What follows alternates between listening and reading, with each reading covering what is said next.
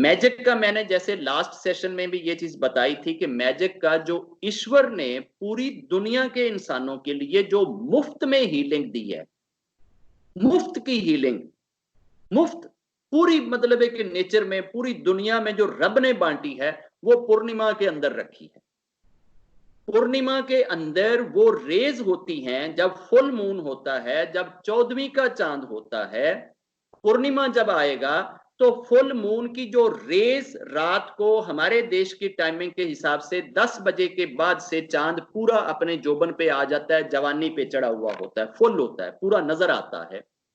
तो उस चांद की रोशनी में अगर आप बारीक कपड़े पहन के, मतलब बहुत ज्यादा भारी कपड़े ना हो, बहुत मोटी चद्दर ऊपर ना हो, कोई खेस टाइप ना लिया हो आपने, कोई लोकार टाइप ऐसी कोई चीज ना लियो, नॉर्मल ड्रेस पहन के आप अगर चांद की रोशनी के अंदर अपनी छत पे आप फिर सकते हैं, किसी पार्क में फिर सकते हैं, गली में आप फिर सकते हैं, नदी के किनारे फिर सकते हैं।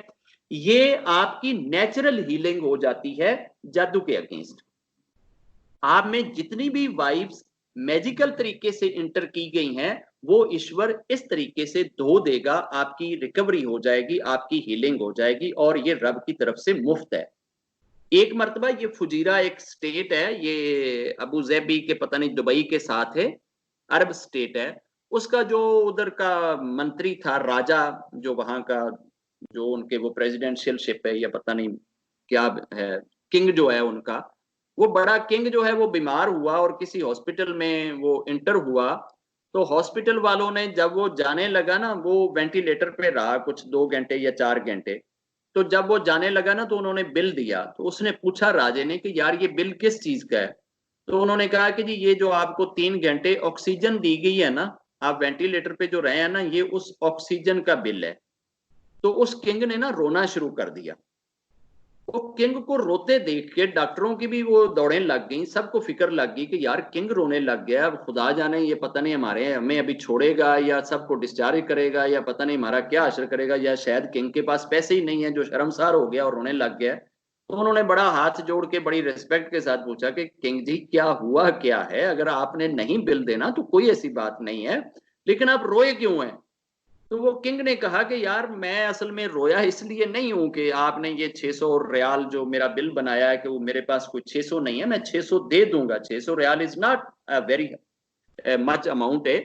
मैं तो रोया इसलिए हूं कि मैं पिछले 80 साल से, मैं 80 साल का हूं, मैं 80 सालों से रब की ऑक्सीजन फ्री में यूज कर रहा हूं, और रब ने आज तक मेरी तरफ कोई बिल नहीं कभी भेजा कि यार ये फुजीरा के किंग को जाके बिल दे दो कि 80 सालों में इतनी इसने मेरी ऑक्सीजन यूज कर ली। तो वो रब कितना मेहरबान है, और आपने मुझे सिर्फ 3 घंटे ऑक्सीजन दी और आपने इतना बड़ा फरला मेरे हाथ में पकड़ा दिया कि किंग जी आप ये बिल दे दें। ऐसे ही इस पूर्णिमा के अंदर रब ने वो हीलिंग रखी है जो करोड़ों रुपए से ज्यादा कीमती है और फ्री में है, लेकिन इनकी जबान टेढ़ी हो जाएगी, ये मर जाएंगे कि आपको ये बता दें कि भैया पूर्णिमा की रोशनी में जाकर बैठा करो, ये तुम्हारे लिए अच्छी चीज है, ऐ नहीं दसना। तो आप अपने शरीर के ऊपर से, बॉडी के ऊपर से कोई भी मांस, चाहे वो आप मुर्गी का ले लें मांस से, आप किसी जानवर का मांस ले लें, मछली का मांस ले लें, कोई भी ऐसा मांस जो कुत्ते को डाला जा सकता है, मांस ले लें, आध पाव या 1 पाव। वो आप 7 जगह पे शरीर के डिफरेंट हिस्सों में 7 मर्तबा सर के ऊपर से वारण कर लें, फिर नंगे बॉडी पे, नंगे शरीर पे 7 डिफरेंट जगहों पे, किसी भी जगह पे, सीने पे, चेस्ट पे, लेग्स पे, पट्टों पे और हाथों पे, डोलों पे, आप 7 जगह पे वो गोश्त टच कर दें बंदे, यानी कि साथ लगा दें। उसके बाद बंदा नहा ले।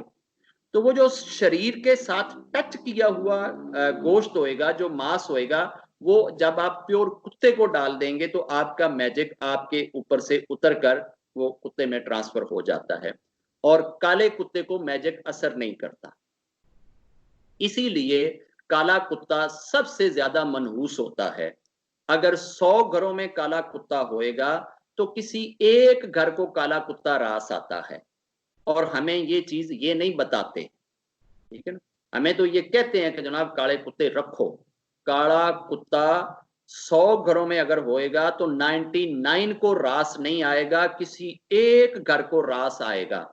और ऐसे घर को रास आएगा कि जिसके अंदर, उस घर के परिवार के अंदर कोई भी इंसान या कोई भी बच्चा उल्टा पैदा हुआ हो, जो एक नॉर्मल पैदा होने का तरीका है इंसान का, उसके अपोजिट तरीके में कोई इंसान पैदा हुआ हो और वो मंगल वाले दिन पैदा हुआ हो, फिर अगर उन्होंने घर च काला कुत्ता रखा है ना, तो फिर जनाब दो नेगेटिव फोर्सेस इकट्ठियां होंगियां ना, तो पॉजिटिव हो जाएंगे, मल्टीप्लाई होके उन्होंने कुत्ता रास आएगा। बाकी जितने हैं वो स्यापियां च ही पैर रहेंगे और लोग है। और कुत्ता वाहिद जानवर है कि जिसकी सांस, जिसकी ब्रीथ जो है 40 फुट तक जाती है, यानी कि इसके ब्रीथ के अंदर से निकलने वाले जर्म्स, स्मेल और रेबीज, ये चीजें 40 फुट तक जाती हैं। और हम इनको जनाब गले भी लगाते हैं, चूमते भी हैं और पकड़ते भी हैं और उनके साथ खेलते भी हैं और बच्चों को उनके ऊपर बिठाते हैं और लाड़ियां करते हैं। और ये चीजें बड़ा मॉडर्नाइज होने का साइन समझा जाता है। कुत्तों के साथ तस्वीरें खिंचवा के फेसबुक पे लगी होती हैं, कुत्ते को यूं पकड़ा हुआ है, और फिर ये कहा जाता है कि I just love the nature. आपने कुत्ते को जफ्फी डाली हुई और नीचे एक ही सेंटेंस आपने पास किया हुआ है।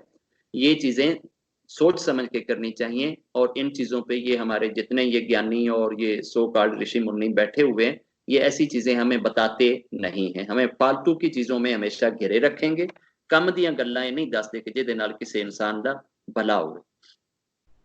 तो ये 2-3 जो मैंने टोटके बताए हैं कि जिससे आप इन चीजों को चेक कर सकते हैं और आप इनकी रिमेडी कर सकते हैं कि अगर आपके ऊपर जिन भूत चुड़ैल परी है या आपके ऊपर मैजिक है या आपका कोई मेडिकल इशू है।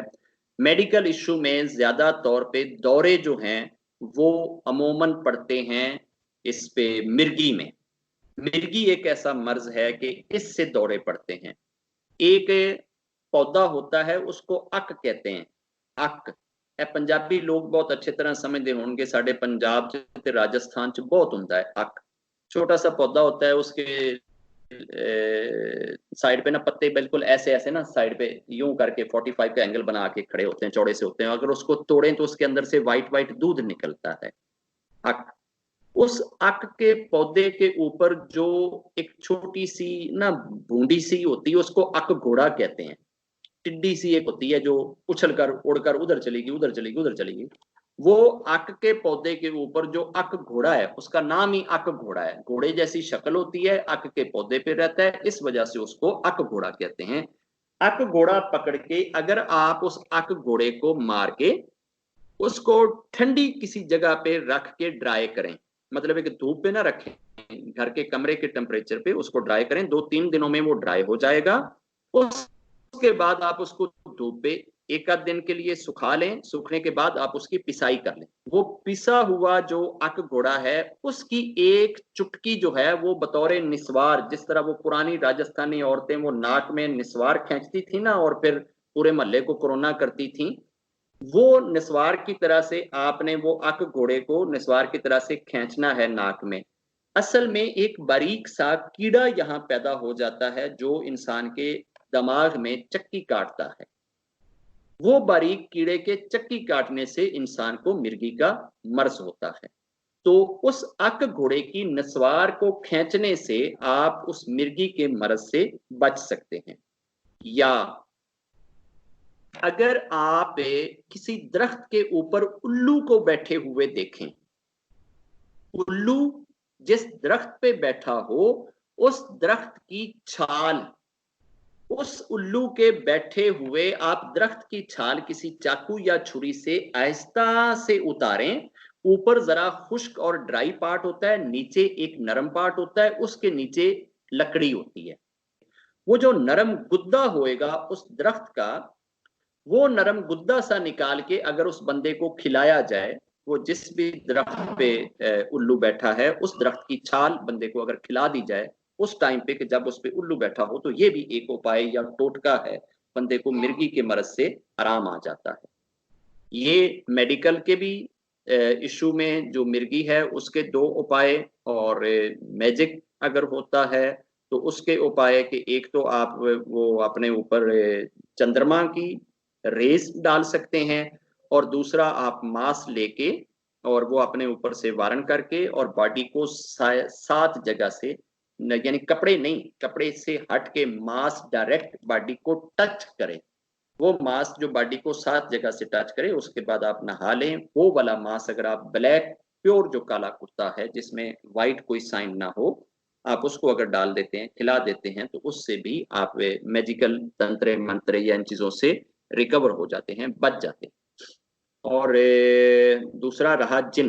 हाँ, अगर किसी बंदे पे आपको क्लियर हो गया कि यार इस पे जिन है या इस घर पे जिन है, जैसे मैंने बोला कि मैं अगर किसी घर में 10 कमरे हैं और मुझे 3-3 मिनट के लिए किसी कमरे से गुजार दिया जाए, 3 मिनट में एक कमरे में खड़ा हो जाऊं, तो मुझे आइडिया हो जाता है कि इस कमरे के अंदर कोई नेगेटिव फोर्स परमानेंट रहती है या नहीं रहती है, उसके असरात हैं या नहीं हैं। अगर 10 कमरों का घर है तो मेरे गुरुजी की कृपा से आधे घंटे में घर का पूरा पता लग जाएगा कि किस कमरे के अंदर कुछ है या किस में नहीं है। और ये चीजें भी एक दिन में नहीं आती। जैसे आपको कुछ चीजें बताई हैं, ऐसे ही बंदा जब इसकी प्रैक्टिस करता चला जाता है, इसको बार बार यूटिलाइज करता है, एग्जीक्यूट करता है, तो आहिस्ता आहिस्ता इंसान की कॉम्पिटेंसी इन चीजों में बनती है। अब रहा कि अगर किसी आदमी पे जिन है तो एक नॉर्मल इंसान उस जिन वाले बंदे को कैसे काबू करे। जिन वाला बंदा अमूमन आप पे हमला करेगा तो आपको बहुत सख्त हर्ट कर, आपको बहुत सख्त चोट लगा सकता है, आपको किल कर सकता है, आपको मार सकता है। जिन वाले बंदे से आप जितना अवॉइड कर सकते हैं उतना अवॉइड करें, जहां तक हो सके अवॉइड करें। उस बंदे के साथ कोई पंगा ना लें, उसकी मर्जी इच्छा के ख्वाहिश के खिलाफ भी कोई काम ना करें, उसको गुस्सा ना दिलाएं। अगर वो गुस्से में आ गया या आपके पीछे पड़ गया तो आपके लिए एक नया स्यापा शुरू हो जाएगा। ये ज्यादा डराने का मकसद ये है कि ये चूंकि एक तो बेवकूफ होता है, पागल होता है जिन, और दूसरा इसकी एज बड़ी लंबी होती है। ये जड़ा बचपन च भी मर जाएगा ना जिन, वो भी कम अज कम 80-90 साल का होके मरेगा, ते जेड़ा जरा चंगा बुढ़ा होके मरेगा वो 400-500 साल का होके मरेगा। जिन्नों की एज ज्यादा होने के कारण अगर ये किसी फैमिली में, किसी परिवार में, किसी इंसान के पीछे पड़ गए, तो ये ऐसे बेगैरत हैं, इतने ढीठ हैं, इतने बेरहम होते हैं, ये इतने सड़ियल या जेलस होते हैं, आग से जो बने होते हैं, कि ये दादे में अगर आए हैं तो दादे की भी सारी जिंदगी खराब कर देंगे। अगे अगर पुत्र पुत्र च आ गए ने, पुत्र की भी सारी जिंदगी खराब कर देंगे। पुत्र तो अगे अगर पोतरी दे विच या दोतरी च या पोतरे च ट्रांसफर होए ने, तो हो सकता है कि 3 नस्लों को ये खराब करन, और तीसरी नस्ल के मरद्या जाके वो किते जिन किधरे तुहाडी जान छड़ देवे या चले जावे, तो एक अलहदा चीज है। बाज़ दफा 3 जनरेशन तिकन भी ये जान नहीं छड़ते, ये ऐसी जलील चीज है। तो इसलिए इनसे ज्यादा अवॉइड करने की कोशिश करें। लेकिन अगर आपको ये ऐसा टाकरा हो गया कि सामने वाले बंदे पे जिन है और आप अभी अवॉइड नहीं कर सकते, अब वो आपके ऊपर अटैक करेगा या आपकी तरफ से गुस्से की तरफ देख रहा है, उसकी आंखों की रंगत लाल सुर्ख होती है।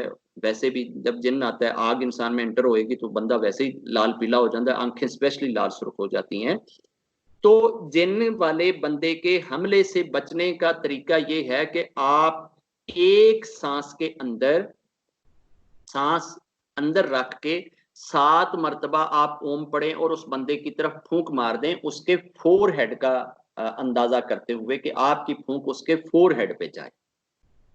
7 मरतबा एक सांस में ओम का उच्चारण करके ओम ओम ओम ओम ओम ओम ओम, तो ये कह के आप फूंक मार दें उस बंदे की तरफ, तो उस बंदे के गिर्द जिसको जिन है, उसके गिर्द एक ऐसा जाल बन जाएगा कि वो उस जाल के अंदर से निकलकर आपको हर्ट नहीं कर पाएगा।